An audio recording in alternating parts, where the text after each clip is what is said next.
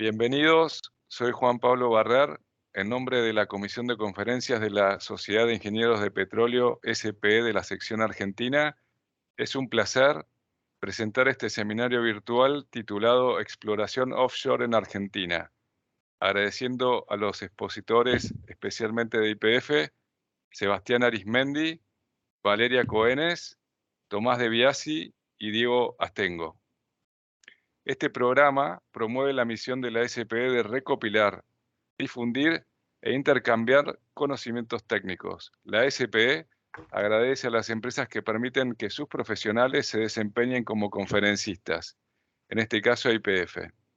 También se agradece a los sponsors de este ciclo de conferencias de la sección argentina de la SPE Internacional, en la categoría Oro, a Pan American Energy y Pluspetrol, y en la categoría Plata, a San Antonio, Total Energy y a YPF.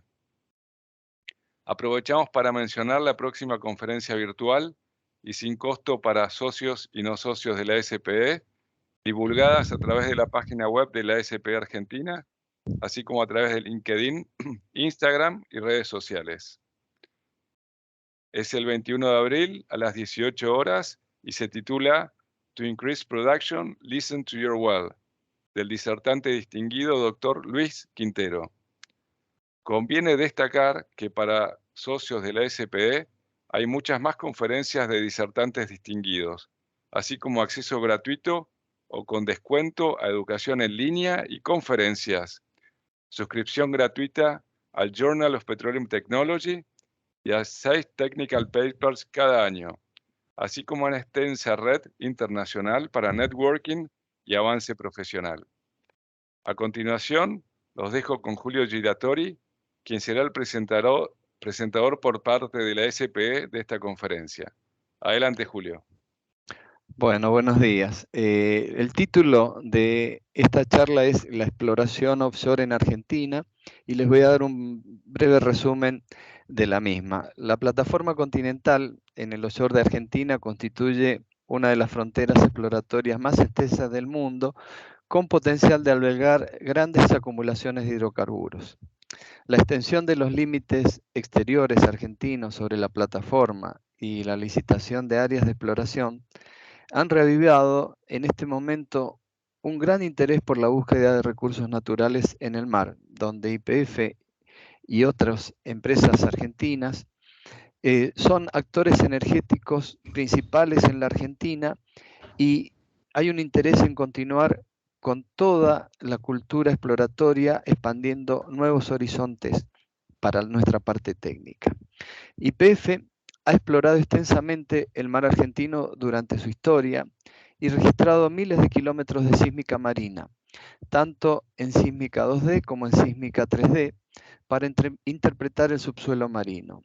Nuevas tecnologías han permitido a nivel mundial la exploración y el desarrollo de hidrocarburos en aguas cada vez más profundas, con elevados estándares de seguridad y cuidados de las personas, el entorno y el medio ambiente.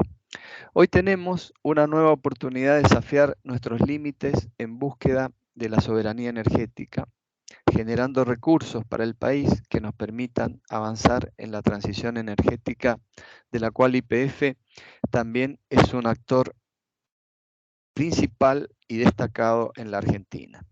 Les voy a describir textualmente a continuación quiénes son nuestros expositores para que ustedes conozcan sus trayectorias y en base a ellos puedan conocer en detalle su amplia capacitación y desarrollo en la industria. Sebastián Arismendi es líder de proyecto y es geólogo de exploración en YPF. Obtuvo con honores su licenciatura en Ciencias Geológicas de la Universidad de Buenos Aires en el año 1999. Tiene más de 23 años de experiencia en la industria del petróleo y el gas y ha trabajado tanto en exploración como en desarrollo en numerosas cuencas de hidrocarburos de la Argentina, como Cuenca Austral, Neuquina, Golfo de San Jorge, el offshore, Salado, Colorado y Argentina. Desde campos convencionales y también en ambientes tectónicos complejos de la faja plegada y corrida en el offshore, hasta la exploración de frontera en el offshore. Con fuerte desarrollo en la interpretación sísmica, Sebastián actualmente es líder técnico de exploración en el offshore norte de Argentina, tanto en bloques operados como no operados por YPF, dentro de la Gerencia de Exploración Offshore. El otro currículum que les voy a leer es de Valeria Coenes, que es un Project Manager profesional, con las siglas PMI. Ella es ingeniera industrial e ingeniera en organización de empresas de la Universidad UADE y posee un posgrado en ingeniería de reservorios del ITBA. Lleva además 15 años trabajando con metodologías de gestión en proyectos de la industria que tienen las características de las siglas FEL, tanto en diferentes proyectos de perforaciones y desarrollos de petróleo y gas. Tomás Di Biasi es el otro conferencista, que es geofísico, egresado de la Facultad de Ciencias Astronómicas y Geofísicas de la Universidad Nacional de La Plata. Tiene más de 16 años trabajando en el procesamiento sísmico de datos en numerosas cuencas de Argentina y Latinoamérica, y actualmente lidera el grupo de adquisición y procesamiento de datos sísmicos en la Gerencia de Exploración de YPF Sociedad Anónima. Por último, les voy a nombrar la trayectoria de Diego Astengo, quien es ingeniero mecánico de la Universidad Técnica Nacional, con posgrado en Ingeniería de Reservorios del ITBA, y actualmente trabaja en la Gerencia de Calidad de Proyectos Upstream de YPF.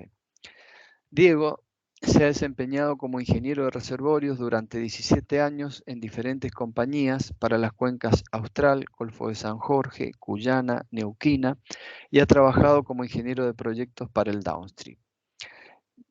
Bueno, les quiero aclarar que mi función como moderador es tratar de que tenga esta presentación una duración estimada de 45 minutos, por lo cual voy a estar controlando el tiempo y tratando que cada expositor cumpla los tiempos determinados.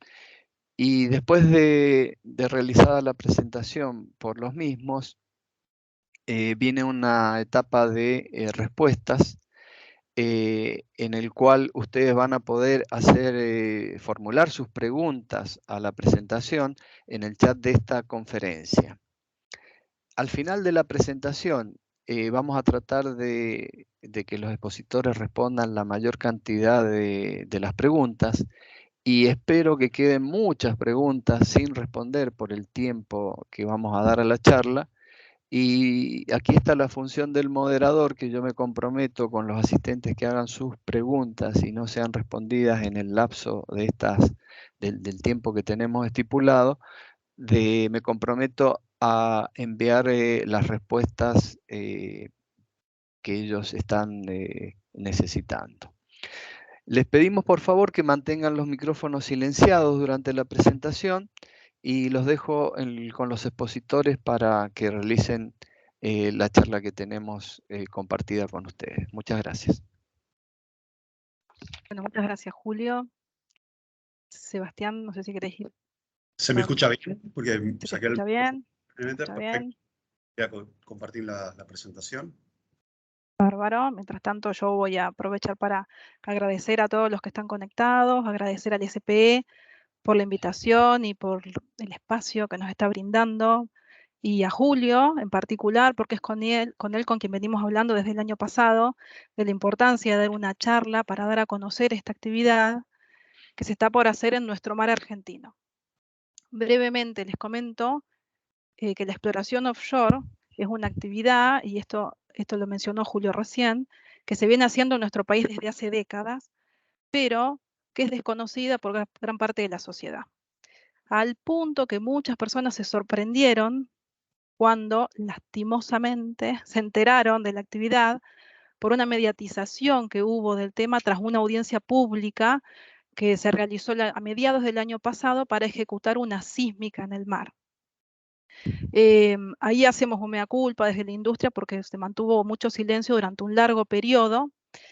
Pero bueno, después cuando se aprueba la sísmica a fin de año y vuelve con más fuerza la mediatización, con información tergiversada, con mucha fake news, empezamos con una campaña de difusión fuerte desde el IAPG, que para quienes no son de la industria es el Instituto Argentino del Petróleo y el Gas, desde YPF y desde las operadoras, acompañando al Estado argentino. Y acá quiero resaltar esto. Digo Estado porque esto es algo que se viene programando, esta nueva actividad en aguas ultra profundas, se viene programando desde hace varios años y atravesó varios gobiernos, independientemente del color político.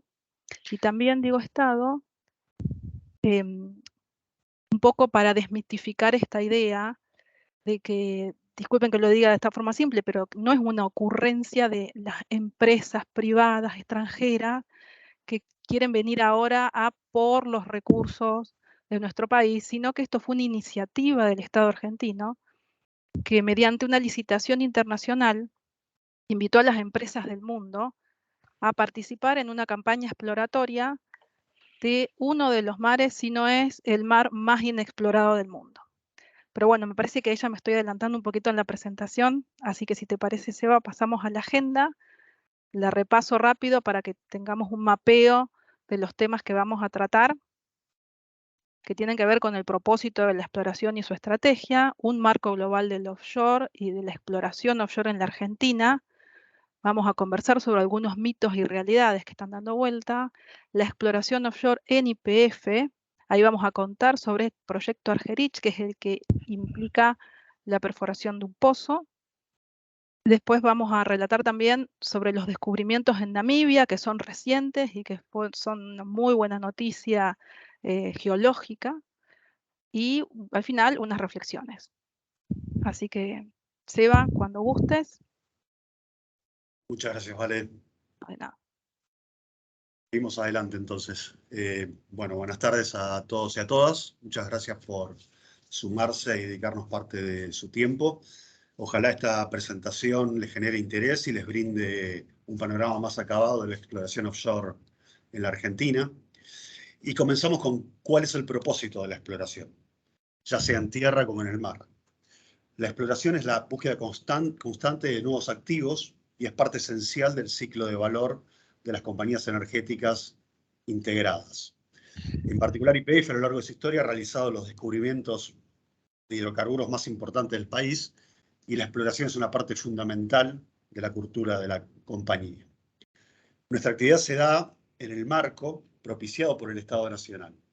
En el año 2012, mediante el artículo primero de la Ley 26.741 de Soberanía Hidrocarburífera de la República Argentina, se declara de interés público nacional y como objetivo prioritario el autoabastecimiento de hidrocarburos, así como su exploración, explotación, industrialización, transporte y comercialización. Y aquí vemos un mapa donde se presentan las principales cuencas sedimentarias del país y las áreas donde YPF tiene participación, tanto en el onshore como en el offshore. En Argentina, YPF tiene dos claras líneas estratégicas de exploración. Una es más conocida y es el no convencional, donde se realizó un intenso ciclo exploratorio durante los años 2010 a 2019 y que actualmente se encuentra en producción, tanto de petróleo como de gas. Es lo que llamamos el hub de Vaca Muerta.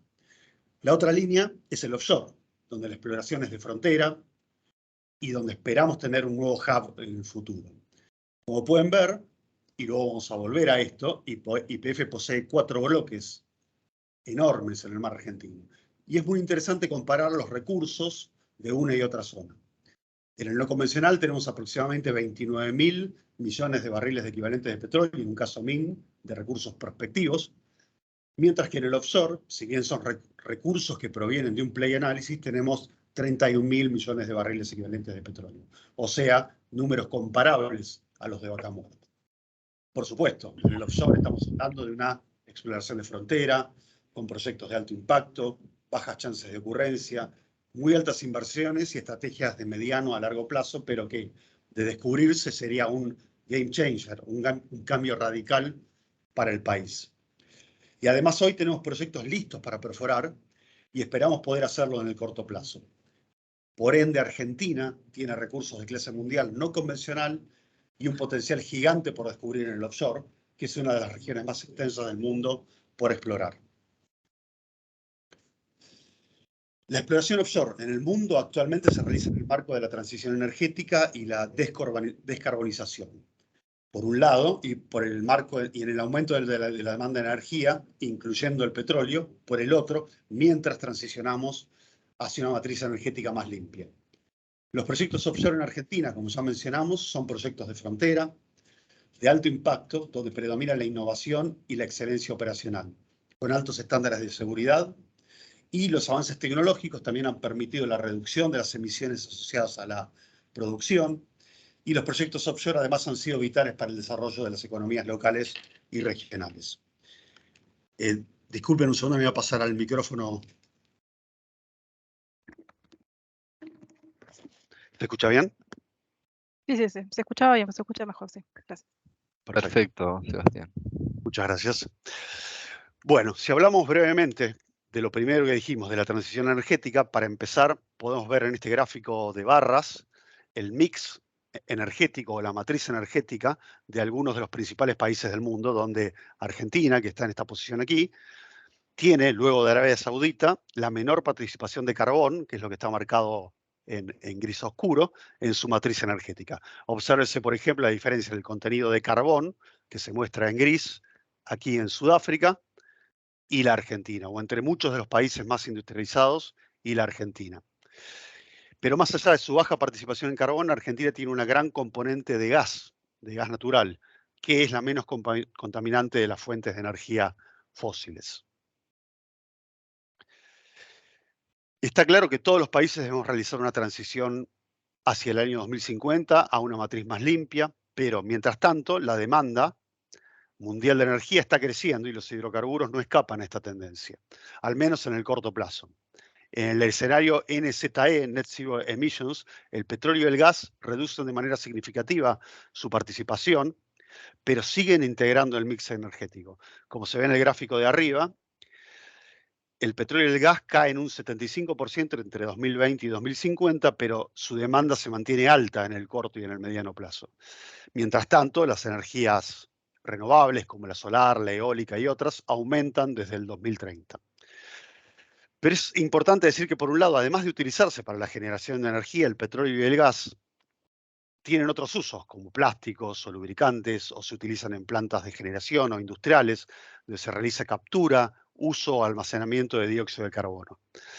Además, las tecnologías necesarias para lograr este escenario de Net Zero Emissions aún no están económicamente disponibles y requieren importantes cambios de comportamiento de los usuarios para mantener un crecimiento con disminución del consumo energético. Y para lograr este escenario a 2050 es necesario duplicar la inversión en energía, global en energía, que actualmente es de 2,3 trillones de dólares al año. Por lo tanto, sigue siendo importantísimo invertir en petróleo y en gas y encontrar nuevos yacimientos para tener disponibles los volúmenes que se estiman necesarios entre 2030 y 2050. Y volviendo al tema principal de esta conferencia, ¿cuál es la situación de la exploración offshore en el mundo y en la Argentina? Teniendo en cuenta que a nivel global el offshore contiene las acumulaciones de hidrocarburos más grandes por explorar y descubrir, y que además aporta el 30% de la producción mundial de hidrocarburos, el offshore de Argentina representa una de las fronteras exploratorias más extensas del mundo. En el mapa de acá arriba se encuentran los principales descubrimientos del offshore en el año 2018 y son gigantescos. Se dan en Guyana, en Brasil, en Noruega, en el Golfo de México y en otras partes del mundo. Y a esto hay que sumarle los recientes descubrimientos del sur de África, que tienen especial relevancia para Argentina y que vamos a ver hacia el final de esta presentación. ¿Y por qué decimos que es una de las últimas fronteras exploratorias? Bueno, en el mapa de abajo tenemos las cuencas offshore probadas y las no probadas. El mar argentino, especialmente sus cuencas profundas, forman parte de estas últimas, de las no probadas. Están completamente subexploradas y constituyen una oportunidad inigualable. Se puede comparar, por ejemplo, la actividad a nivel de pozos exploratorios profundos, o sea, de más de 50 metros de profundidad de agua en Brasil, donde se realizaron 2.173 pozos, contra solo uno de Argentina, el de Malvinas, perforado en 2011, y el de Uruguay, perforado en 2016. Las acumulaciones por descubrir podrían ser enormes, del orden de decenas de millones de barriles, y en caso de tener un éxito exploratorio como el que esperamos, esto podría ser un cambio radical para el país. Pero la exploración en Argentina no es algo nuevo. Si bien se ha explorado intensamente solo la plataforma de aguas someras, y especialmente en la zona sur del país, se han realizado 137 pozos exploratorios, desde incluso antes de la década del 70. En el mapa que pueden ver a la izquierda, vemos la distribución de pozos exploratorios y en colores el lustro en los cuales fueron perforados esos pozos. Y a la derecha vemos la cantidad de pozos perforados en cada lustro y la participación de YPF en cada uno de ellos, que adquiere mayor relevancia en la década del 70 con la plataforma General Mosconi y luego, más recientemente, con 8 pozos perforados entre 2009 y 2011, coincidentemente con la expansión global del offshore y los avances tecnológicos. Es importante destacar que ninguno de estos pozos tuvo problemas que pudieran derivar en un daño del medio ambiente. Entrando un poco más en detalle, de los 137 pozos exploratorios perforados hasta la fecha, se destaca los importantes descubrimientos de importantes yacimientos en la cuenca austral, donde está la elipse roja aquí abajo. Un solo pozo fue perforado por YPF en aguas profundas, que fue el Malvinas X1 en el año 2011, con una profundidad de agua de 492 metros. Y del último ciclo exploratorio, que va de 2008 a 2011, se han perforado 8 pozos.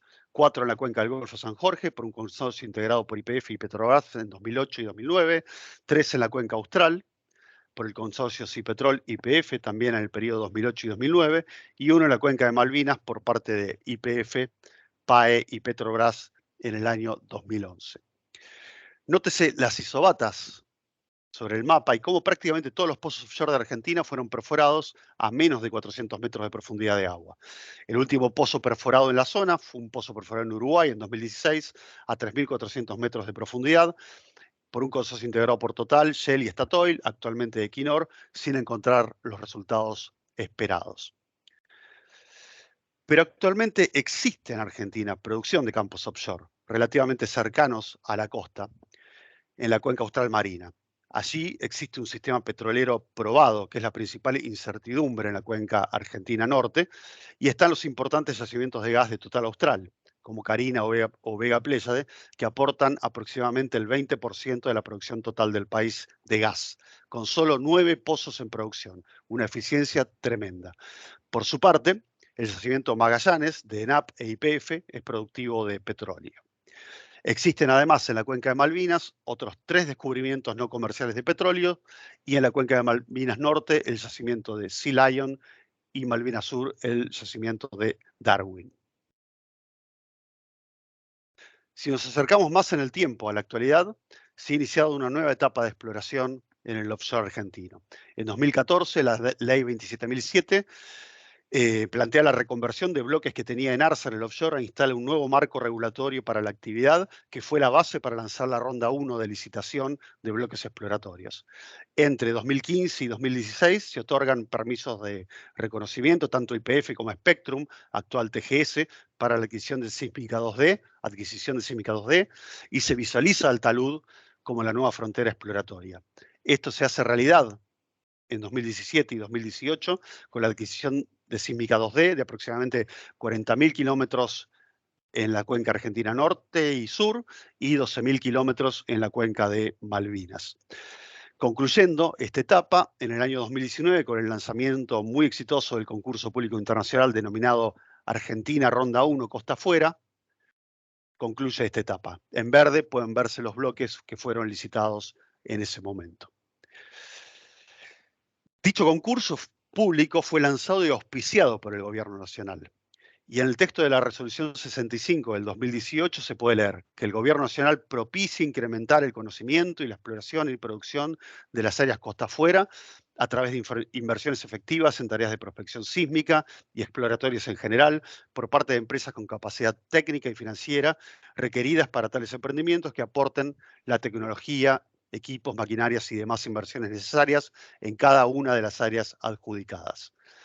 El área de las cuencas offshore es enorme, es 1,2 millones de kilómetros cuadrados, pero el área prospectable en el margen atlántico es de 590.000 kilómetros cuadrados. Una superficie inmensa donde nuevamente vemos en el mapa que YPF tiene participación en grandes bloques, 3 en la cuenca Argentina Norte, de aguas ultraprofundos, y 1 en la cuenca de Malvinas Oeste. Pero antes de ver los resultados de la ronda 1, nos permitimos un paréntesis para hablar del proyecto COPLA. COPLA es la Comisión Nacional del Límite Exterior de la Plataforma Continental. De manera muy resumida, vamos a decir que a partir de métodos científicos, Argentina logró a través de esta comisión fijar el límite exterior de su plataforma continental, extendiendo el área geográfica de los derechos de soberanía sobre los recursos del lecho y subsuelo marino en más de 1.782.000 kilómetros cuadrados. Toda el área azul que vemos aquí marcada en el mapa, más allá de las 200 millas marinas. Este sustancial logro se concretó utilizando criterios geológicos y geofísicos basados en parte en la información provista por la sísmica 2D y 3D tan criticada en la última audiencia pública realizada el año pasado y por determinadas asociaciones ambientalistas. La información sísmica fue parte del sustento presentado por COPLA ante la ONU en 2016. Como se ve en el ejemplo de aquí abajo, donde estas capas inclinadas, los SDR o Seaward Deeping Reflectors, marcan la transición entre la corteza continental y la corteza oceánica hacia el este y pudieron determinar el límite externo de la plataforma continental argentina. Por otra parte, el hecho de que se haya logrado la extensión de la plataforma continental permitió que muchos bloques de la ronda 1 y de futuras rondas pudieran ser incorporados en los lanzamientos de licitaciones internacionales. Volvemos a los resultados de la ronda. En esta imagen se ven esos resultados, donde de un total de 225.000 kilómetros cuadrados de superficie ofrecida, se adjudicaron 94.834 kilómetros cuadrados, o sea, un 42% de la superficie. Y el número de áreas o bloques, de un total de 38, se adjudicaron 18, un 47%, que son los bloques que están marcados aquí en celeste, tanto al norte como al sur. La inversión comprometida por las empresas en las 18 áreas fue de 720 millones de dólares, principalmente en adquisición sísmica 2D y 3D. Y como pueden ver, las compañías que participaron son, en su mayoría, las principales compañías privadas o con participación accionaria del Estado más grandes del mundo, las denominadas majors, muchas de ellas de vastísima experiencia y tasa de éxito en la exploración y producción offshore. Equinor, Shell, Total, Exxon, BP, Qatar, Tullow, Eni, Wintershall y Mitsui, junto con las argentinas YPF, Tecpetrol y Pluspetrol. YPF, como ya mencionamos antes, posee grandes bloques exploratorios en las principales cuencas offshore, como la del Salado, la del Colorado, Argentina y Malvinas, en sociedad con Equinor, Shell y Total. Las inversiones comprometidas por las empresas en la ronda 1 fueron principalmente en adquisición sísmica 2D y 3D. Esta actividad constituye el primer eslabón del ciclo de creación de valor de toda empresa de energía integrada, que es la etapa de exploración y la que está remarcada aquí en celeste, donde se realiza primero la adquisición sísmica 2D y o 3D, luego se pasa a una segunda etapa de interpretación sísmica y por último, en base a esas interpretaciones, se definen los proyectos y se ubican los pozos exploratorios. Eventualmente, ante un descubrimiento comercial de hidrocarburos, se pasa a la etapa de desarrollo y a la producción de los campos. A la derecha podemos ver una línea de tiempo de los bloques de la ronda 1. Hay un primer periodo exploratorio de 4 años, del 2019 al 2023, donde se hizo y se va a hacer fundamentalmente exploración sísmica en los bloques, y además se está planificando la perforación en aquellas zonas con gran potencial, donde ya existe sísmica 3D y ya tenemos proyectos listos para perforar. Vamos a hablar más adelante de estos proyectos listos para perforar, en bloques que no corresponden a la ronda 1. Tanto para la sísmica como para los pozos se presentan exhaustivos estudios de impacto ambiental que son revisados y eventualmente aprobados por la Secretaría de Energía de la Nación y el Ministerio de Ambiente y Desarrollo Sostenible. Luego se pasaría a un segundo periodo exploratorio de 4 años, del 2023 a 2017, que concentraría la perforación de pozos exploratorios en esos bloques. Y en caso de descubrimiento, se perforarían los pozos de delineación y eventualmente el desarrollo, y se comenzarían las instalaciones de los equipos submarinos, las FPSO y otros que veremos más adelante. Desde el descubrimiento comercial de petróleo hasta el first oil o la primera producción de petróleo, normalmente suelen pasar unos 8 a 10 años, tiempos que se están acortando por los avances tecnológicos y por la menor ventana de tiempo que tenemos en el marco de la transición energética. Por ende, podemos decir que estos proyectos de gran magnitud podrían encontrarse y desarrollarse antes de 2050 si comenzamos hoy. Tomás, te cedo la palabra. Dale, ¿me escuchan ahí? Sí, te Perfecto. escuchamos. Gracias. Antes de que empecé, Tomás, quería hacer una aclaración por si hay alguien que se ha sumado con posterioridad al inicio de la presentación y que ya han hecho varias preguntas. Estas presentaciones están siendo grabadas y las presentaciones en PowerPoint y la grabación van a estar disponibles para que ustedes las puedan ver, así que estén tranquilos de que tanto las preguntas como el respaldo de la charla lo van a poder tener a través de los medios que les informemos. Muchas gracias. Adelante, Tomás. Bueno, continuamos. Bueno, como les contaba Sebastián, el proceso exploratorio consta de 3 etapas bien diferenciadas. Hay una primera etapa que es la adquisición de datos. Ahí se toman datos de sísmica, puede ser 2D o 3D. También tomamos datos de métodos potenciales, como es la gravedad y el magnetismo. Y también tomamos muestras del subsuelo marino. Bueno, esos datos que nosotros tomamos, los procesamos, construimos modelos físicos, ¿no?, que pasan al segundo estadio, a la segunda etapa, que es la etapa de interpretación, modelado y definición del proyecto. Como pueden ver ahí en la imagen, vemos un dato sísmico, es el modelo construido. Sobre ese dato se hace la interpretación de la sísmica, y posteriormente se realiza el modelado del sistema petrolero, se realiza el modelo geológico, paleoambiental, para determinar las zonas potenciales, ¿no?, donde podemos identificar proyectos exploratorios. Una vez que se tiene identificado el proyecto exploratorio, pasamos a la tercera etapa, ¿no?, que es la ejecución del proyecto, que básicamente es la planificación de las operaciones, en todo lo que respecta a logística, puertos, supply chain, perforación, etc., para luego realizar la perforación del pozo exploratorio. Bueno, vamos a hablar un poco de qué es la sísmica marina, ¿no?, que les comentaba un poco Valeria al comienzo, que hizo un poco de ruido este año, ¿no?, y que tomó la portada de todos los diarios. Bueno, lo que se hace es, digamos, como les comentaba anteriormente, es uno de los primeros pasos en la exploración offshore, ¿no? Y lo que se hace es generar a partir de una fuente de energía ondas acústicas. Esta fuente de energía no involucra ningún tipo de explosivo. Lo que se hace es se genera una onda de presión, a través de la liberación de aire comprimido, ¿no? Esa fuente está vinculada al barco, ¿no?, que navega en el mar.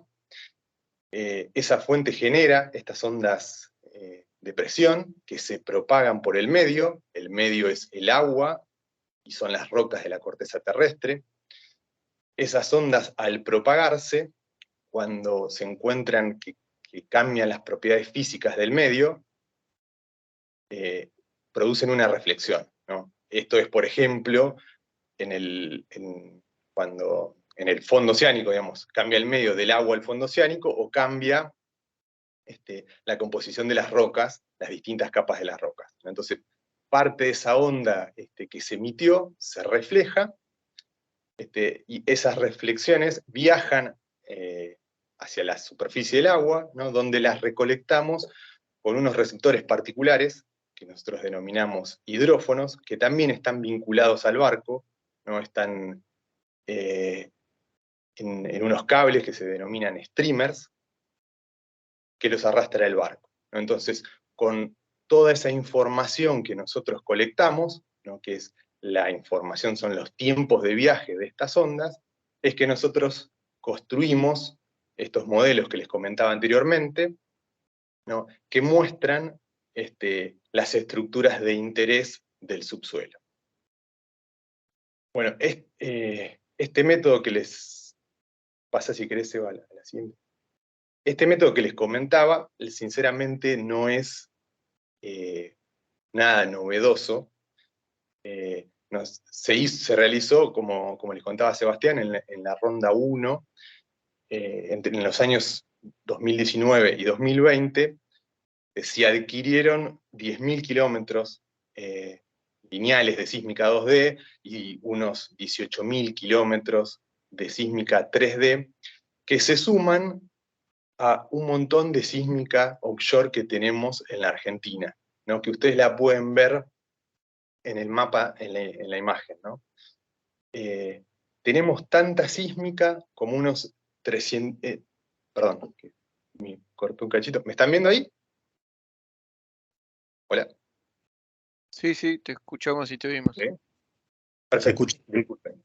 Bueno, Perfecto. les decía, tenemos unos 400.000 kilómetros de sísmica lineales, ¿no? De sísmica 2D en todo el offshore argentino. No sé si ustedes se dan cuenta de cuánto es 400.000 kilómetros lineales. Son aproximadamente unas 10 vueltas alrededor de la Tierra en superficie, ¿no? Es muchísimo. Y tenemos también aproximadamente unos 30.000 kilómetros cuadrados de sísmica 3D. O sea, nuestra sísmica 3D cubre un área semejante a la provincia de Misiones, para que se den una idea. Y lo más importante de esto, toda esta sísmica la hemos realizado en los últimos 50 años, aproximadamente desde los años 70 hasta la actualidad, ¿no? Y no ha habido ningún daño significativo al medio ambiente. Digamos, es una enorme cantidad de sísmica y no ha habido ningún problema medioambiental.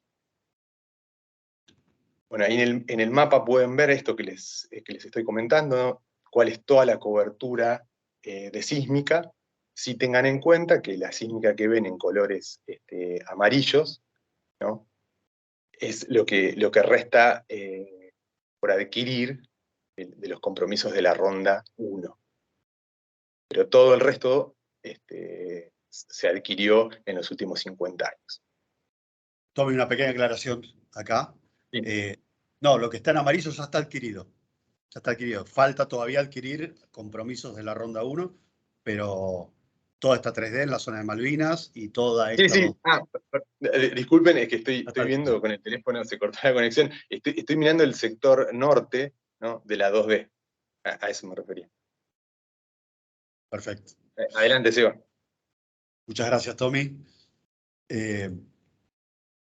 Bueno, habiendo visto lo interesante y la gran cantidad de actividad sísmica que hubo en el offshore argentino durante estas últimas décadas, nos metemos un poco en algunos mitos y realidades del offshore. Esto no pretende ser exhaustivo ni contestar todas las preguntas, pero básicamente existen algunos que son frecuentes, como por ejemplo, las operaciones exploratorias offshore dañan el mar y a la fauna marina.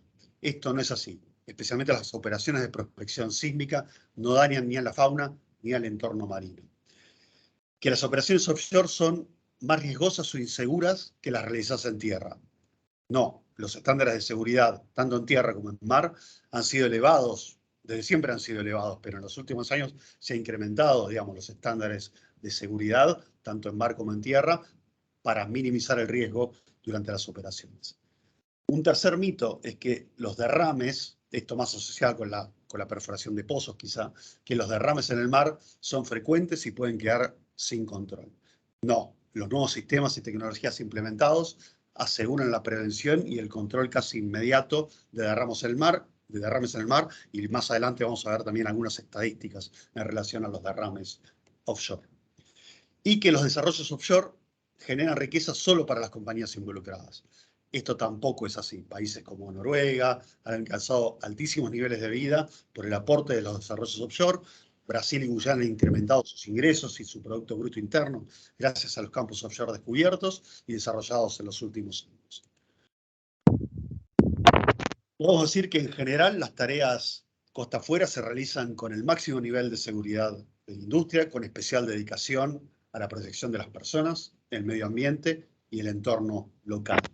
En una primera etapa, previo al inicio de las operaciones, como comentábamos antes, se elabora un estudio de impacto ambiental, tanto para sísmica como para pozos, el cual es sometido a aprobación por parte de la autoridad de aplicación, en este caso la Secretaría de Energía de la Nación y el Ministerio de Ambiente y Desarrollo Sostenible. Luego, ese estudio de impacto ambiental establece medidas de prevención y de mitigación, las cuales son de cumplimiento obligatorio durante el desarrollo del proyecto y en toda la fase del proyecto.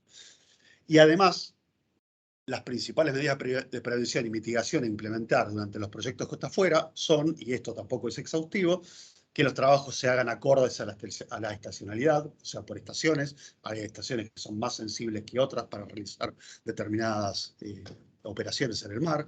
En sísmica en particular, que el arranque de la emisión acústica que comentaba Tomás anteriormente sea suave y progresivo, que permita a los animales alejarse durante la prospección sísmica, que además hay observación directa de los mamíferos marinos a bordo de los barcos que llevan a cabo las actividades y el monitoreo acústico las 24 horas, que se trata de reducir la iluminación de las operaciones al mínimo posible, que existen boyas terminales para la protección, por ejemplo, de algunas especies como las tortugas marinas, y además en cuestiones de seguridad, realización de simulacros en forma periódica. Y para ilustrar brevemente cada uno de estos mitos, bueno, el daño a la fauna marina. En toda operación de prospección sísmica hay observadores de mamíferos a bordo del buque sísmico que monitorean las 24 horas y llevan registro de la vida marina como ballenas y delfines. Su tarea consiste en asegurar que los animales sensibles a sonidos de baja frecuencia no estén cerca antes de iniciar la emisión de sonido. Además, existen equipamientos que permiten el monitoreo acústico dentro del buque. Y según los protocolos adoptados por el Ministerio de Ambiente y Desarrollo Sostenible, basados en los de IBAMA, que es la agencia medioambiental brasilera, que posee estándares muy rigurosos, uno de los más rigurosos en el mundo, si se detecta un mamífero a un radio de 1000 metros de las fuentes de emisión acústica, que es el círculo que vemos en rojo, se emite una alerta. Ya se prenden todas las alarmas. Y si se detecta ese mamífero a un radio menor a 500 metros, que es el círculo azul, se suspende completamente la operación hasta que el animal se aleje de la zona de actividad. Además, la salida de ondas acústicas, como dijimos antes, desde las fuentes de emisión, se va incrementando muy lentamente para dar tiempo a los animales de alejarse. Y por otro lado, el tiempo total de emisión acústica durante el relevamiento sísmico es menor del 5% de la operación. Se escucha bien, ¿no? Perfecto. Perfecto. El otro mito respecto a los estándares de calidad y seguridad. Debemos decir que no son bajos, sino todo lo contrario. Además de tener que realizar estos exhaustivos y rigurosos informes de impacto ambiental por estaciones, como comentábamos antes, YPF realiza sus operaciones con mejores prácticas en el cuidado de las personas, el entorno y el medio ambiente y con altos estándares de calidad. Para ello cuenta con certificaciones ISO internacionales en cada uno de estos aspectos. Y relacionado con la actividad de exploración y producción de pozos, siempre se habla de potenciales derrames catastróficos. Por eso es muy interesante conocer cuáles son las causas principales de los derrames de petróleo del mar. Y resulta ser que la principal fuente de derrames son las emanaciones naturales que provienen del subsuelo a través del fondo marino y de la columna de agua, que representan casi un 50% del total. Son los denominados oil slicks u oil seeps. No existe actividad antrópica vinculada con este tipo de derrames, que son los más frecuentes. Luego sí están los derrames desde barcos, especialmente los tankers, que son los que transportan el crudo, un 36,70%, desde instalaciones costeras, un 9,24%, los asociados a pequeñas actividades costeras son un 4,26%, y por último, los relacionados con actividades de exploración y producción offshore, que son el 1,61%. Si extraemos de esta estadística las posibles fuentes de derrames naturales, por lejos, los derrames que se han producido se relacionan casi excluyentemente con tankers, o sea, el 92,3%, y solo el 0,4% con la actividad de exploración y producción offshore. Y dentro de esto último, la probabilidad de que se produzca un derrame extremadamente grande asociado a un pozo exploratorio es de solo 0,000039. O sea, una probabilidad bajísima. Y en el caso improbable que se produzca ese derrame, la gran distancia a la costa, recordemos que estamos en promedio a más de 300 kilómetros de las costas de Buenos Aires, las corrientes marinas predominantes en la cuenca argentina, que tienen una dirección clara norte-sur, que son las de Malvinas y la de Brasil, y los elaborados planes de contingencia, primero, y medidas de mitigación, después, evitarían que dicho derrame de producirse llegue a las costas. Como ilustración de los planes de contingencia y los planes de respuesta y mitigación, tenemos estas dos figuras. No es la intención de esta charla explicarlo al detalle, además de que son esquemas y que pueden variar según el tipo de operación y el tipo y el tamaño de derrame que eventualmente se produzca, pero puede observarse toda la complejidad de equipamiento que se utiliza para que esto no suceda, o para que en el caso improbable que suceda, contenerlo, dispersarlo y eventualmente eliminarlo. Y otra cuestión que se aclara, como comentábamos antes, es la de que los desarrollos offshore generan riqueza solo para las compañías involucradas. Esto no es así. Por supuesto que las compañías se benefician, pero también se benefician los países y sus sociedades. Podemos tomar los ejemplos de Noruega, Brasil o más recientemente Guyana, donde, por solo mencionar algunos de los beneficios que trajo la actividad offshore, tenemos aumento del producto, aumento del bienestar general a través de la creación de fondos sociales, un caso muy clásico es el de Noruega, la creación de empleos directos e indirectos relacionados a la actividad offshore y el desarrollo de existentes o existentes, y la convivencia de actividades muy importantes como la pesca o la actividad petrolera. Y por supuesto, el aumento del ingreso de divisas para el país a través de regalías, impuestos, etc. Volviendo ahora a hacer foco en la actividad costa afuera de YPF, recordamos que tenemos 4 bloques exploratorios: el CAN 102, el CAN 100, el CAN 114 y el MLO 123, donde estamos asociados con socios. Disculpame. ¿Hay alguien con un micrófono prendido? Sebastián, discúlpame, vamos a hacer una interrupción. Le pedimos a alguno de los asistentes que no tenga silenciado el micrófono que lo haga para que desaparezca la interrupción que está teniendo Sebastián en su exposición.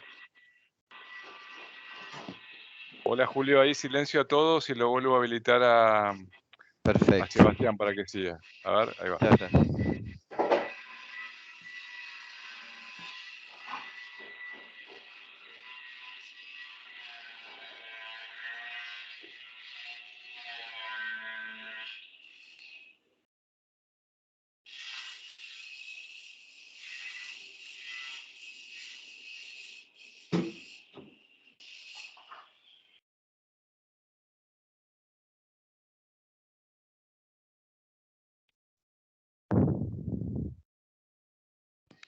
Sebastián, te puedes habilitar, a ver. El micrófono, por favor. Se te escucha mucho mejor con la vincha, Sebastián. ¿Se escucha ahora? Perfecto. Tenemos asistentes en la sala de reunión, por eso estamos con el audio compartido. Así que para escuchar los comentarios, además del resto de las personas. Pero bueno, seguimos. Espero que se haya escuchado bien antes, si no podemos volver a alguna slide anterior. Retoma desde el principio de esta slide, por favor, Sebastián. Perfecto. Bueno, volvemos a hacer foco en la actividad de exploración offshore de YPF. Habíamos dicho que tenemos 4 bloques exploratorios: el bloque CAN 100, voy a volver el bloque CAN 100, el bloque CAN 102, el bloque CAN 114 y el bloque MLO 123, donde estamos asociados con socios estratégicos de los considerados majors y con gran experiencia en el offshore, como Equinor, Total y Shell. Y para el primer periodo exploratorio tenemos compromisos asumidos de Sísmica 2D, 3.000 kilómetros, y de Sísmica 3D, 8.500 kilómetros cuadrados. Y además realizamos una estimación de los recursos a investigar en estos bloques que está cerca de los 10.000 millones de barriles equivalentes de petróleo en un caso MIN. Y haciendo un zoom en la zona norte vemos los 3 bloques de YPF en la cuenca argentina. Como pueden observar, se encuentran en el talud sobre el talud continental y a profundidades de agua promedio mayores a 1000 metros.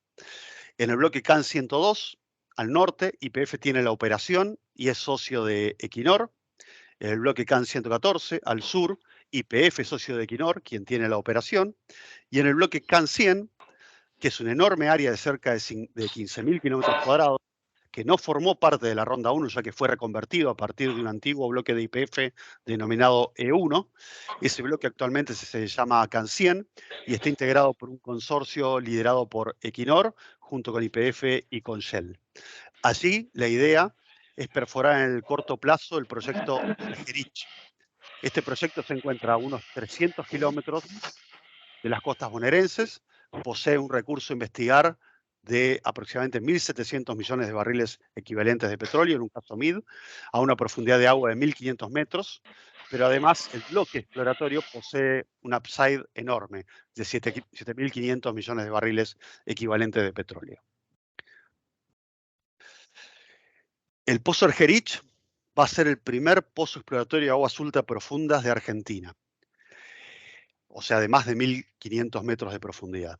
En caso de descubrimiento comercial de petróleo en el bloque CAN 100, se estarían probando toda una serie de parámetros geológicos que podrían extrapolarse al resto de las áreas. El sistema petrolero, la presencia y la calidad de reservorios, la presencia y la calidad de la roca madre, la presencia y la calidad de los sellos y el espesor mineralizado, el Net Oil Pay, entre otros. Y básicamente nos permitiría calibrar el subsuelo en un área de frontera. En la figura de arriba, a la derecha, simplemente como ilustración, vemos una vista 3D de la estructura y el reservorio del pozo que perforaríamos con un drill ship, dada la profundidad de agua durante la fase exploratoria. Es importante destacar que este pozo se va a perforar y se va a abandonar sin ensayar. Se va a comprobar la presencia a través de perfiles eléctricos del hidrocarburo, pero no se va a hacer ningún tipo de ensayo sobre este pozo. Luego, eventualmente, en un descubrimiento comercial, si pasamos a la fase de producción, allí entran las fuertes inversiones en FPSO, pozos productores, inyectores, layout submarino, etcétera, de los cuales nos va a hablar más en detalle Diego Astengo a continuación. Como decía Sebastián, este tipo de operación a las profundidades en que estamos, que son alrededor de 1.500 metros de profundidad, se realiza mediante drill ships, que son barcos que realizan toda la operación de perforación flotando y tienen un sistema de posicionamiento dinámico que les permite en todo el tiempo estar perfectamente posicionados sobre el área donde se estaría perforando.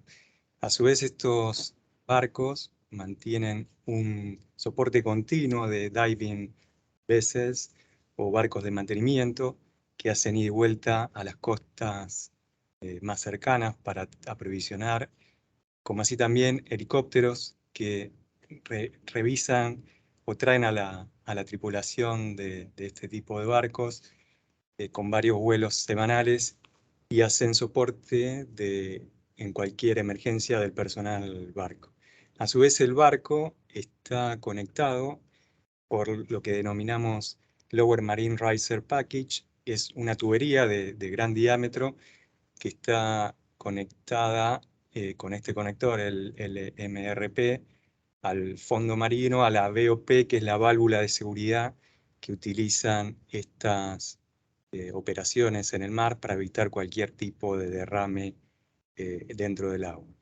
A su vez, uno puede imaginar que esta operación a 1.500 metros es una distancia enorme, necesita de manos. Estas manos son brindadas por ROV. Los ROV son drones de aguas profundas, son manejados desde superficie, desde los barcos mientras se está perforando, y los ROV tienen las mismas habilidades que cualquier dron que uno conoce, más la posibilidad de accionar herramientas, mover cañerías, hacer conexiones. ¿Sebastián? Este tipo de reservorios, en nuestro caso estamos en reservorios con análogos a nivel mundial, con excelentes características de reservorio, muy buena continuidad lateral, excelentes permeabilidades, altas porosidades, altas saturaciones de petróleo, muy buena presión de reservorio, lo que nos permitiría eventualmente producir los pozos en surgencia. Y este tipo de desarrollos se realizan con plataformas que están flotando en la superficie del mar. Estas plataformas Tension Platform, SPAR, Semisumergible Platform o FPSO, que son las más difundidas actualmente en el mundo, que son Floating Production, Storage and Offloading, tienen la capacidad de recibir la producción, cortarla, o sea, dejar en especificación el petróleo y el gas eventualmente, y directamente pueden trasvasar a otro barco para la venta. Estas plataformas están vinculadas al suelo marino mediante riser, que son del mismo tipo de los utilizados para la perforación, de mayor diámetro, en algunos casos o menor. Estos risers son flexibles, con lo cual permiten el movimiento de las plataformas en la superficie. Son todas cañerías que permiten este movimiento todo el tiempo para compensar las altas y bajas de marea. Y a su vez, las instalaciones en el fondo marino, llamadas subsea, tienen la capacidad de actuar como lo que estamos acostumbrados a ver en superficie, en nuestros campos onshore, dado que tenemos árboles de producción, líneas de producción, manifolds, incluso en la actualidad los diferentes subsea permiten hacer separación en fondo, con lo cual podemos cortar el petróleo, separar gas y agua en el fondo y a su vez inyectarlos. Estas operaciones se hacen desde el día 1 de los desarrollos, permitiendo inyectar gas y agua desde el primer día de la operación para poder mantener la presión del reservorio y producir estos pozos surgentes.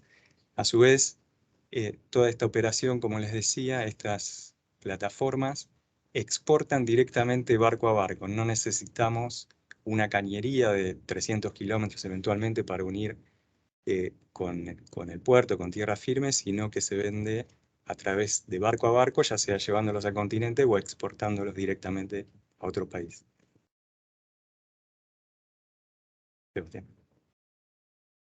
Muchas gracias, Diego. Bueno, ya estamos cerca del final de la presentación. Algunas conclusiones, en particular, todo el offshore, pero el bloque Cancien, que es donde tenemos pensado perforar el primer pozo, y contiene objetivos de alto potencial, asociados a un mega cierre estructural de más de 4.000 kilómetros cuadrados, el denominado alto externo del Colorado, en la parte externa del Colorado, en su transición hacia la cuenca argentina. El objetivo es perforar el primer pozo de aguas ultraprofundas del offshore de Argentina, un hito en el país, y un éxito en el prospecto Argerich, que, como comentamos antes, tiene un potencial de billones de barriles, bajaría significativamente el riesgo del enorme upside que existe en el resto del bloque y en el resto del offshore norte en particular. Asimismo, como decía, disminuiría el riesgo exploratorio de otras áreas del offshore norte, donde existen grandes recursos prospectivos que hemos identificado y, como vimos en la secuencia de tiempo, compromiso de pozos exploratorios en el corto a mediano plazo, en especial en el segundo periodo exploratorio. Un tema que no es menor y que es algo reciente, que pasó hace relativamente corto tiempo, que es los recientes descubrimientos de enormes yacimientos de petróleo offshore en África del Sur, que aumenta las posibilidades de encontrar petróleo en nuestro mar. Rápidamente, esto es un cartoon, pero a comienzos de 2022 se anunciaron dos importantes descubrimientos de hidrocarburos en Namibia, en la llamada cuenca de Orange, aquí, más o menos aproximadamente en esta posición. Shell anunció primero el descubrimiento de petróleo liviano en el pozo Graf 1, estimando un volumen total de hidrocarburos en ese yacimiento que podría alcanzar los 1.000 millones de barriles equivalentes de petróleo. Luego, lo hizo Total Energies al anunciar otro importante acumulación de petróleo en el pozo Venus 1, que podría contener hasta 3.000 millones de barriles equivalentes de petróleo, de una estimación inicial que habían hecho ellos de 500 millones de barriles equivalentes de petróleo. Y esta es la posición actual de los yacimientos de Graf y Venus en Namibia. También hay un descubrimiento de gas anterior de aproximadamente 5 TCF más al sur, en Sudáfrica, denominado Grupalda, también de Total Energies. Y esta es la posición actual de los bloques que fueron adjudicados en la ronda 1 en la cuenca argentina norte. Pero si ubicamos los descubrimientos de África y nuestros bloques en el contexto geológico adecuado, a través de la reconstrucción de placas, hace aproximadamente 120 millones de años atrás, en el Aptiano Albiano, cuando se formaron las acumulaciones recientemente descubiertas en el sur de África, en Namibia, Venus no debería haber estado a más de 200 kilómetros de las áreas donde YPF está explorando actualmente en la cuenca argentina norte. Y eso lo vamos a ver en la siguiente placa. Aquí vemos la misma imagen, pero reconstruida la posición de las placas tectónicas en el Aptiano Albiano, que es el Cretácico inferior, y se puede observar que tanto Venus como Graf quedan muy cerca de nuestros bloques en la cuenca argentina norte. Al costado tenemos una evolución hacia atrás en el tiempo, de arriba hacia abajo, desde el Cretácico tardío, ya estaban más juntas las placas yendo hacia atrás, hacia el Cretácico temprano. Y en esta última figura, la de abajo, no sé si alcanza a ver bien, pero es muy pequeña, se ve claramente que tenemos dos cuencas separadas. Una al norte de la dorsal de Walvis en África y en las costas de Brasil, de características restringidas, con depositación y formación de sal, de vaporitas. Y una cuenca al sur, compartida entre Argentina y África del Sur, que es donde estamos explorando ahora y donde se produjeron los recientes descubrimientos de petróleo en Namibia. Por lo tanto, un poco hay que dejar de hablar, como se refleja en algunos medios de comunicación, de que las cuencas del norte de Argentina son una continuación del presal brasileño, y sí, en cambio, que comparte características muy similares a las del sur de África, donde ahora se ha probado el funcionamiento del sistema petrolero, que era nuestra principal incertidumbre en la cuenca argentina norte. De hecho, esto fue levantado por el gobierno argentino hace relativamente muy poco, publicado en la página de argentina.gov.ar. Aquí tienen el link a la nota y hablan de un reciente descubrimiento de mega yacimientos petrolíferos offshore en África del Sur. Aumenta las posibilidades de encontrar petróleo en la costa bonaerense, en este caso. Con esto terminamos. Unas reflexiones finales. El offshore argentino presenta un potencial de decenas de billones de barriles de petróleo por investigar, volúmenes que son comparables o de la escala de Vaca Muerta. El alto interés, que fue algo sin precedentes de las operadoras internacionales en el offshore argentino, comprometiendo inversiones en 18 áreas exploratorias, nos señala la gran oportunidad que tiene el país en materia energética. Y ante un descubrimiento de gran escala, se podría generar una importante demanda de actividad local y empleo altamente calificado en rubros hoy inexistentes en el país. Y industrias también, por supuesto. El potencial impacto económico para la Argentina podría ser enorme. Y la transición energética a nivel global impone la necesidad de iniciar esta escala de proyectos en una ventana de tiempo acotada. Es por ello que nuestra ambición es perforar el proyecto Argerich, el primer pozo de aguas ultraprofundas del país en el corto plazo.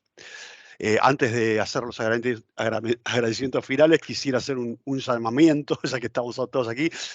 Ustedes saben que como parte del proceso de aprobación de los estudios de impacto ambiental que antes estuvimos hablando, el Estado Nacional convoca a una audiencia pública donde puede participar cualquier ciudadano argentino y expresarse a favor o en contra del proyecto que se está realizando. Es de nuestro interés y creo que de todas las compañías operadoras involucradas en el offshore de Argentina, que si a ustedes les pareció interesante esta presentación, si les pareció importante para el país el desarrollo de esta actividad, se puedan sumar cuando sea el momento de cuando se convoque, o cuando el gobierno convoque a la audiencia pública, se puedan sumar y hablar en nombre de sus empresas o en nombre propio o lo que sea, a favor, esperamos que a favor de la actividad, para poder hacer realidad este proyecto que creemos que puede ser muy importante, extremadamente importante para el país. Para terminar, quisiera agradecer a SPE Argentina, en particular a Juan Pablo Barrera, a Gilio Giratori y a Daniel Rosato por la invitación a presentar en esta conferencia, a los colegas de YPF coautores que estuvieron hablando en esta presentación, Valeria Covenes, Diego Astengu y Tomás De Biasi, y además al equipo de exploración Offshore Norte, Ofelia Silio, Juan Pablo Lovecchio, Facundo Pagán y María Eugenia Pascariello, a Fernanda Racho, que es la gerente de exploración de YPF, por su apoyo y liderazgo, a Néstor Volati, que está aquí presente en la sala, que es el gerente de exploración offshore de YPF, por su apoyo y liderazgo, y por haber llevado adelante este gran proyecto que tiene la Argentina, a todo el equipo de exploración de YPF en general, y también, y por qué no, al equipo de exploración offshore de Equinor Argentina, por su apoyo, colaboración y gran trabajo en equipo. Con eso finalizamos. Muchas gracias y bueno, quedamos abiertos y expectantes a las preguntas que pueda haber. Muchas gracias. Bueno, siendo las 13 horas y 8 minutos, damos por finalizada la presentación de los expositores. Les agradecemos mucho el material compartido y volvemos a reiterar que este material va a estar disponible para las personas que lo requieran a través de la SPE Argentina. Y como comenzamos diciendo que la Sociedad de Ingenieros de Petróleo, una de las misiones que tiene es la difusión del conocimiento, los invitamos a que a partir del conocimiento adquirido ustedes puedan difundir lo que hayan adquirido en estos minutos de presentación y las presentaciones que les haremos llegar, que ustedes van a requerir, en todos los ámbitos, es decir, que esta presentación ha sido pública y ustedes pueden difundirla públicamente a quienes lo deseen. Y como técnico también les quería comentar lo dinámico que es este proceso que se está dando en el offshore argentino, porque esta presentación que comenzó hace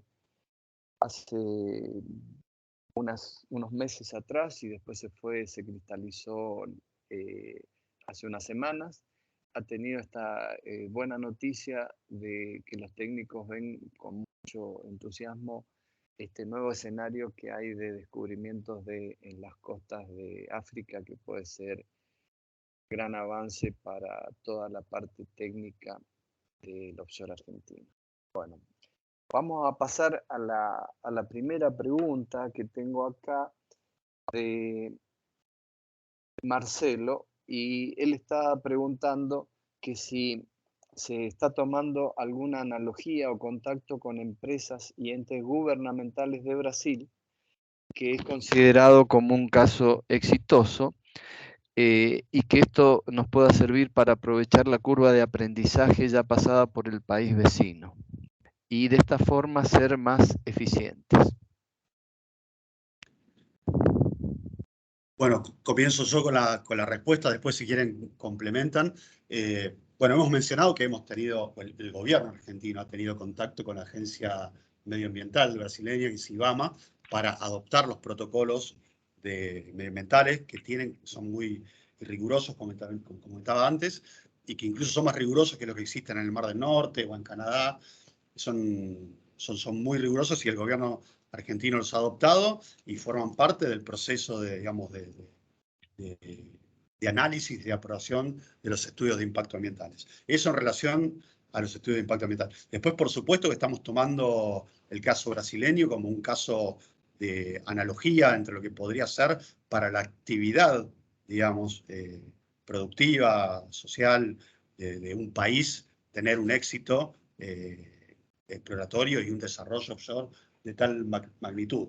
Un caso el ejemplo concreto es el puerto de Macaé, digamos, un puerto que era un puerto eminentemente pesquero, que se convirtió en un polo de actividad offshore, de innovación offshore, donde está concentrada toda la logística para hacer este tipo de operaciones, y se han generado y desarrollado industrias y demás. Desde ese punto de vista, por supuesto que lo estamos analizando, un análogo e incorporando. Después, desde el punto de vista geológico, no, porque como comentamos recientemente, no creemos que las cuencas de presal brasileñas sean análogas a las nuestras. No hay sal en Argentina, en las cuencas ninguna de las cuencas argentinas del offshore. Por ende, nuestro análogo es el margen conjugado de África del Sur, donde tenemos una historia y una evolución geológica compartida, y por ende nos fijamos más en ese aspecto para considerar una analogía geológica. Por ende, sí hemos contactado desde el punto de vista de las analogías medioambientales, desde el punto de vista de las analogías de lo que puede ser un éxito exploratorio en el offshore y cómo eso repercute en las comunidades locales y en el desarrollo de las economías locales y regionales, y no tanto, por supuesto, del aspecto geológico. No sé si eso responde a tu pregunta o si alguno de los... Bueno, ahí la persona después puede formular en el chat si responde a su criterio. No lo puede hacer por separada la pregunta. Bueno, acá hay otra pregunta que pienso ya está respondida por la última parte de tu exposición, Sebastián, en donde que la pregunta era, ¿estos campos son similares al presal de Brasil? Así que la considero ya respondida. Y vamos a pasar a segunda pregunta que tenemos acá de Luis Rebori, que dice, ¿por qué razón no se realiza la terminación del primer pozo exploratorio? Adelante con la respuesta. Diego, ¿querés explicarlo vos? Si no, me mando. Sí, el primer pozo exploratorio es, como su nombre, es un pozo que explora y que tiene por misión buscar información del reservorio, tanto de fluidos, petróleo, gas, que puedan contener, como de la roca. Principalmente estudiamos la roca, buscamos si hay roca generadora, y con eso comprobamos que el sistema podría ser productor de hidrocarburos. Pero el primer pozo, dado que es un pozo que tiene características de un pozo vertical, similares a los que hacemos onshore, tiene simplemente la finalidad de tomar datos. Así es como se realizan los pozos exploratorios. Diego, déjame ampliar un poco porque como interpreté yo también la pregunta, por si alguien entró, en este caso Luis entró más tarde a la presentación, el primer pozo exploratorio todavía no se ha realizado, es solamente esa aseveración. Es decir que se va a realizar y después está la explicación cuál sería la parte posterior de determinación que explicó Diego. Muchas gracias. Exacto. Y por perfiles eléctricos se puede ver perfectamente si hay un espesor mineralizado, sin necesidad de hacer un ensayo. Y como comentario adicional, ninguno de los dos pozos descubridores de África ensayaron el pozo. También se detectó la presencia de hidrocarburo a través de los perfiles eléctricos y otras indicaciones, ¿no? Acá hay otra pregunta de Marcela Medina que está asociada a la anterior. Pregunta que es, en el proyecto Harich, ¿por qué motivo no se va a ensayar el pozo? Pienso que también está respondida la pregunta. Y también de Marcela Medina, la pregunta siguiente es, ¿se está siguiendo un plan de comunicación especialmente por la sensibilidad del tema entre los interesados? Bueno, ahí Sí, sí, respondo vale. yo. Dale. Por favor. Sí. Como comenté al principio, digamos, tras la primera audiencia pública que hizo, primera y única audiencia pública, sucedida a mediados del año pasado para la realización de una sísmica, nos dimos cuenta del gran desconocimiento que hay en la sociedad sobre este tema. Entonces se empezó a diseñar una estrategia comunicacional para no solamente es lo que se está viendo ahora, ¿no? Que se está publicando en distintos medios, en las páginas oficiales, sino también estamos entablando contacto con distintas universidades, digamos, para que sean ellas las que se encarguen desde lo científico poder responder a cierta mala información que está circulando. Por ejemplo, me parece que un ejemplo va a ser más claro, esto que comentaba Sebastián, de que las corrientes, en la zona donde está el pozo, las corrientes marinas son norte-sur. Bueno, eso es importante que se se cuente de una mejor forma y que se explique, porque algo que circuló es que si hay un eventual derrame por las corrientes va a empetrolar, por así decirlo, todas las costas bonaerenses. Entonces, bueno, Seba hizo un apartado y explicó bastante bien, pero le estamos pidiendo también que las universidades que tienen carreras vinculadas al mar y que tienen tanto conocimiento del mar argentino, como es la Universidad de Mar del Plata, como es la Universidad de Bahía Blanca, bueno, ellos también informen, emitan sus informes, y eso es parte de la campaña comunicacional que estamos teniendo, así como con organizaciones de CONICET también. La siguiente pregunta, Valeria, es formulada por Julio Ciratori, por quien les habla, referida al tema comunicacional. En determinada parte de la charla nos están invitando a los técnicos y a la comunidad a que cuando se realice una próxima audiencia pública podamos participar y emitir nuestras opiniones.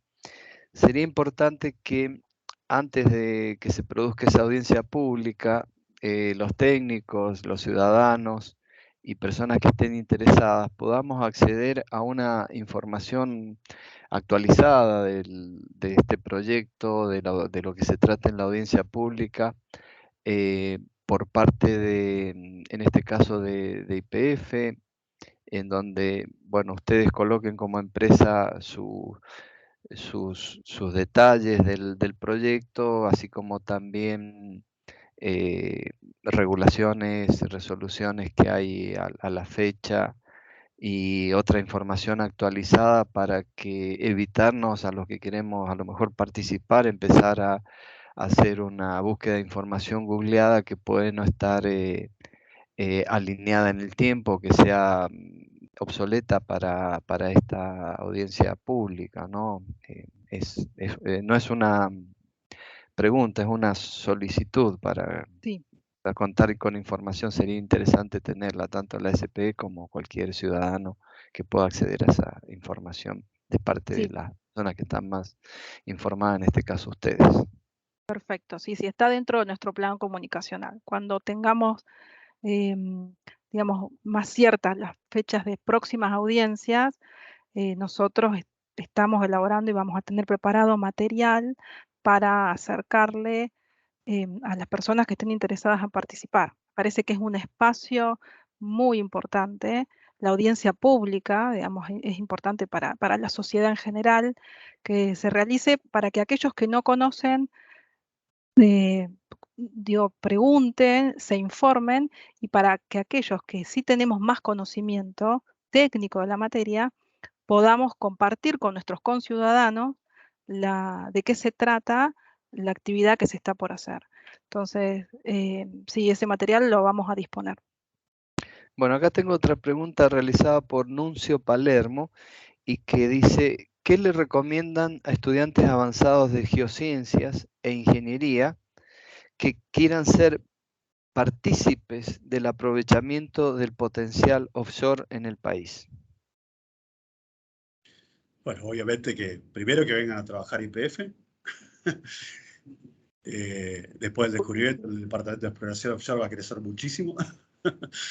Así que, no, creo que se va, obviamente, creo que hablamos de las chances de ocurrencia de estos proyectos exploratorios de frontera, son chances del 20% alrededor, son chances relativamente bajas, puede parecer baja, pero para un proyecto exploratorio de frontera es alta. Tenemos evidencias directas e indirectas de que el sistema petrolero puede funcionar y que se podría producir un descubrimiento de las dimensiones que mostramos o incluso más grandes. Si eso se da, evidentemente, no solamente va a haber creación de empleo, desarrollo de industria, sino que evidentemente se van a desarrollar las carreras tecnológicas vinculadas a toda esta actividad, de geología, ingeniería y Y de logística. Ahí estaba pensando eso, digamos, para aquellos que estén interesados en el tema, lo que pueden ir haciendo durante este tiempo es sí ir informándose un poco de qué trata el desarrollo de una actividad. Nosotros con esta presentación y con más material vamos a ir informando, pero es muy interesante, digamos, todo lo que implica un desarrollo offshore. porque, bueno, acá hablamos más de lo técnico, de lo que es una perforación, por ahí lo están pensando mucho en cuestiones geológicas también, pero, por ejemplo, la logística, todo lo que son los aspectos logísticos, son uno de los frentes más importantes que tiene el desarrollo offshore. Digamos, poder abastecer todo lo que es un FPSO que está en alta mar, tiene que ver, bueno, con helicópteros, con barcos, digamos, todo eso tiene que ver con el desarrollo. Y por supuesto en cuestiones medioambientales también, ¿no? Digamos que estamos tratando de cuidar tanto el medio ambiente y lo transicional. Bueno, ahí también son planos en donde pueden ir e ir viendo qué es lo que más les interesa a cada uno de los que quieren ser parte de un éxito en nuestro mar argentino. Bueno, por una cuestión de tiempo vamos a hacer las últimas 3 preguntas. Les pido también a los que respondan que sea en forma breve. Después van a quedar a lo mejor otras preguntas que responderemos a través del sitio. Los que quieran formular más preguntas lo pueden hacer a través del sitio de la SPE, que es info@spe.org.ar.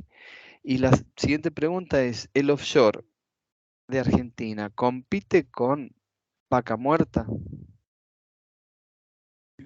No compite, sino que suman, se suman, son, como mostrábamos creo que en una de las primeras placas, compiten a nivel de la cantidad de recursos que puede haber, ¿no? En unos están demostrados, en otros están por demostrarse, pero es un número muy similar, pero en el caso de descubrirse hidrocarburos offshore, va a ser un complemento o, digamos, va a haber una competencia en el sentido de quién va a aportar más hidrocarburos, si Vaca Muerta o el offshore, pero no una competencia a nivel Ok, de que uno es mejor que otro. bueno, pasamos a la siguiente pregunta, que es, ¿tenemos información de reservorios de las últimas perforaciones análogas que hay en el mundo? Diego, no sé si querés contestarlos. Si no, tengo Tenemos alguna. pocos datos. Estos descubrimientos en Namibia son muy recientes. Usualmente son datos confidenciales de las compañías, pero tenemos algunos desarrollos similares en otros lugares del mundo y estamos procesando la información. Dependemos también de recibir estos datos de Namibia, que esperemos sean muy alentadores, como se ha publicado. Ok, vamos a la siguiente pregunta de Daniel Rosato. Dice, dada la ya prolongada historia de actividad offshore en Argentina, cientos de miles de kilómetros de sísmica, cientos de pozos perforados y yacimientos en producción durante varias décadas, ¿cuál ha sido el impacto ambiental concreto observado como consecuencia de esta actividad durante todo este largo tiempo? ¿Existen antecedentes concretos de daños ambientales? No, ninguno vinculado a la actividad de exploración y perforación offshore. Hubo dos en particular que no quiero equivocarme, pero los quiero mencionar. Si me dan un segundito, los busco, pero no relacionado particularmente a la adquisición de sísmica 2D o 3D, ni relacionado a la exploración, a los pozos exploratorios. Y Es decir, que ha sido durante la etapa de producción del offshore argentino en el sur. Exactamente. exacto. Bueno, uno Bueno, fue en Eta Córdoba, si no me equivoco, y un derrame en las costas bonaerenses, también asociado a un barco, pero bueno, no estoy encontrando el dato concreto, no quería dejar de mencionarlo, pero no relaciona a la actividad sísmica y no a la actividad de pozos exploratorios o de desarrollo. bueno, tenemos la última pregunta. Sí, Perdón, Julio. sí. Sumo un poco a la parte de adquisición sísmica. En lo que respecta a la adquisición no hay impacto significativo. Ahí, bueno, por ahí se escuchan muchas cosas, pero bueno, el rango de frecuencias que emite la sísmica no es escuchado por parte de la fauna, como pueden ser los delfines, ¿no? Sí lo escuchan las ballenas, Pero bueno, pueden buscar, hay mucha información de CONICET al respecto de la población de ballenas, sobre todo en el entorno de Península de Valdés, y la población de ballenas viene creciendo a una tasa del 7% anual, así que la sísmica no ha impactado en el medio ambiente.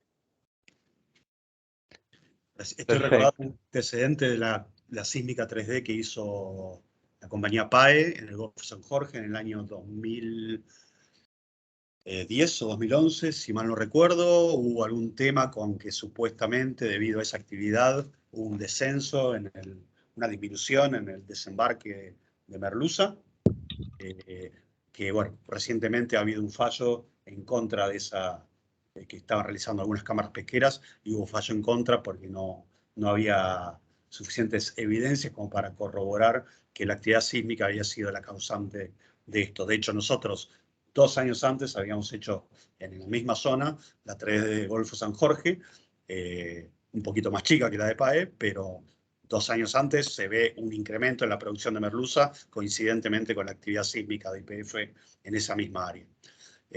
Después hubo otros incidentes, pero relacionados con derrames a partir de algún buque y demás, pero no asociados a la actividad de exploración offshore ni producción offshore. Bueno, vamos a ir a la última pregunta, que es que me hacen acá, que dice: ¿qué se necesita para comenzar a perforar en el offshore? Y con esto concluimos la presentación. Se necesita plata.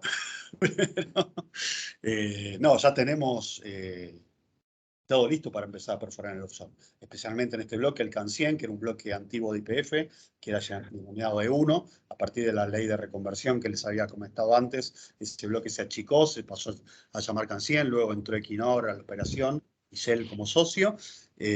Ahí tenemos sísmica 3D, una sísmica 3D que es muy buena calidad, a pesar de haber sido adquirida en 2006, fue reprocesada el año pasado. Y allí se ve perfectamente la estructura de lo que se llama el Alto Externo del Colorado, y tenemos proyectos listos para perforar, y no necesitamos hacer nada más que poner el dinero y comenzar la exploración. Sí, y bueno, para el próximo pozo también necesitamos tener el estudio de impacto ambiental aprobado, y para tenerlo aprobado necesitamos pasar por una audiencia pública, así que bueno, por eso nuestro interés en invitarlos a participar. Bueno, han quedado alguna serie de preguntas sin responder. Como moderador me tomo la responsabilidad de responderle a las personas que han hecho la pregunta. También a compartir la presentación de PowerPoint, la grabación, y les agradezco a todos los asistentes por el tiempo que han dedicado para escuchar a nuestros expositores, al cual también, bueno, los felicito por la exposición y los conocimientos compartidos. Muchas gracias en nombre de la SPE, y los invitamos a seguir en este tema, que pienso va a tener otras charlas relacionadas a la actividad por parte de otras empresas y de otros técnicos de YPF que nos han prometido otros temas. Muchas gracias a todos. Gracias. Muchas gracias. Muchas gracias. Buena semana. Buena semana, gracias por asistir. Gracias, hasta luego. Hasta luego. Chao, hasta luego. Chao. Gracias a todos. Gracias a la audiencia y a los expositores. Muchas gracias. Gracias a todos. Chao, gracias.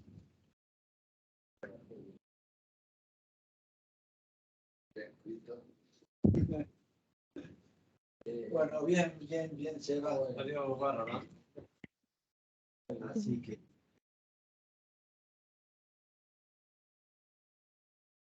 Bueno. Muy bueno Sebastián y equipo, la verdad que un número muy grande, llegó a un pico de 100.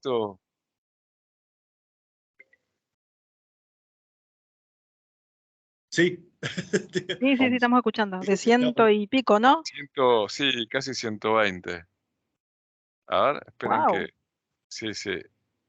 Así que muy bueno, felicitaciones. Se ve que es un tema que está muy de mucho interés.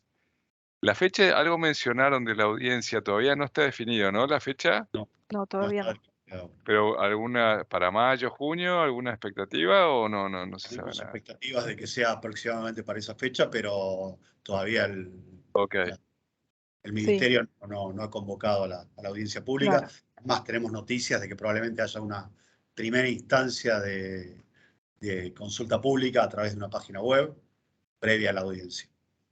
Sí. ok. Que Sí, tampoco eso es antes. algo que no dijimos, que bueno, que esto de que sea una actividad nueva en aguas ultra profundas es nuevo para el Estado mismo. Entonces, esto es un camino que estamos transitando, empezando a transitar en conjunto, ¿no? Claro, Con los ministerios, con el Ministerio de Medio Ambiente sobre todo. Sí. bueno. Bueno, Bueno, yo muchachos, aprovecho para felicitarlos y agradecer mucho toda la charla. No puedo prender la cámara, así que no sé qué le pasa a mi cámara, pero bueno, a muchas ver, gracias. para Patricia, que ahí a ver, déjame que ahí te habilito la cámara. Vos deberías poder, porque estás como moderadora, a ver. Sí, pero No, saco la cámara y me... ¡Ah, ahí ahí está! Ahí está, está, ahí ahí está, ahí está. está. Ahí te ves. Perdón. No, pero recién me decía que la prendiera y la tenía prendida y cliqueaba. Muy bueno realmente todo el material. Tengo una cosa que yo soy de riesgos operativos y tengo que comentarles algo que me gustaría que en el futuro, en otra charla, a veces cuando uno, o para las audiencias, cuando uno a la gente le habla de seguridad, porque tomamos todas las medidas de seguridad, la gente es como una especie de gran compendio y dice, ajá, sí, lo mismo de siempre.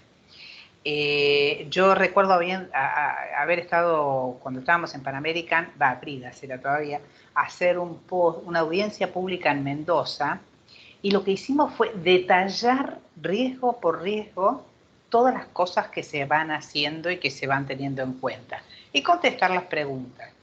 Por ahí la idea de decir que existe todo eso se puede ampliar en solamente lo que son los riesgos, esos mitos que dijiste.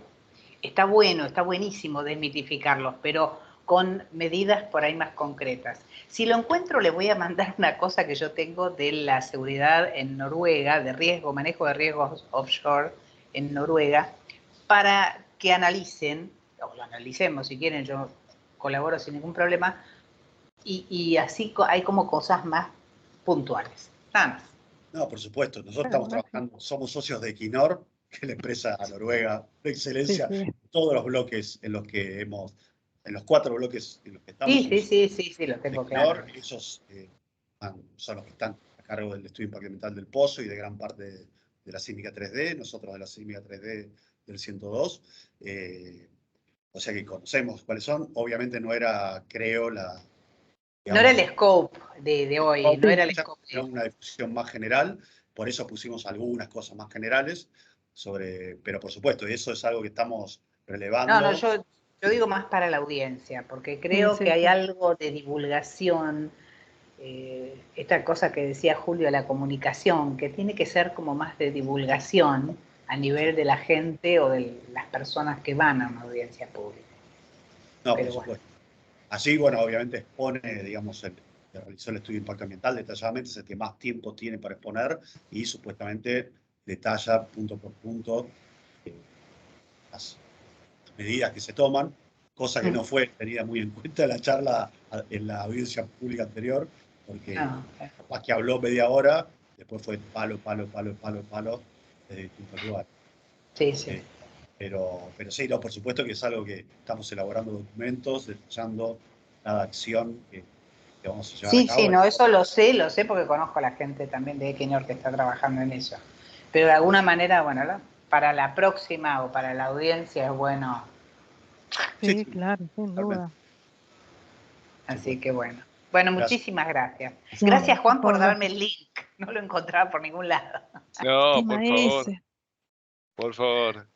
Bueno, no les robamos más tiempo, vayan a No, está almorzar que bien. ya es tarde, hay hambre. Bueno, esperamos que les sirva para sumar votos favorables para las próximas audiencias, que era Esperemos. el objetivo. La verdad que se logró, 117 participantes hubo en el Sí, récord, sí, sí. que es un número muy alto para las charlas que habituamos tener. Así que, Qué suerte, bueno. bueno, felicitaciones ahí. Muy, Y muy bueno, bueno. Bueno, muchas Felicitaciones. gracias, Juan, por dale, todo. un abrazo. Chao, chao. Bueno, Chao, muchas hasta gracias. luego. Chao, Chao, chao. hasta luego, gracias.